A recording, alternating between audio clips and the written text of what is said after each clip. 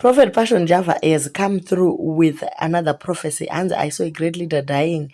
It's like a plane crash or sudden death. Pray, pray, pray. Mukomana ari kusika relevance.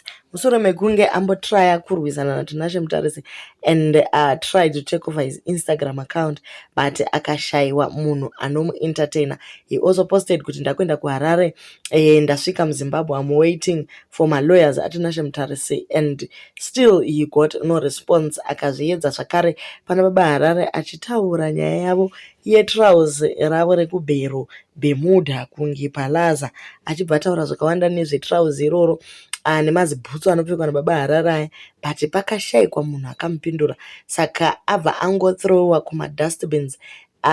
No one is entertaining him and hazvisi kumufambira zvakanaka, so he decided to drop a prophecy. Kwanzi kune mukuru achashayika through a plane crash or a sudden death.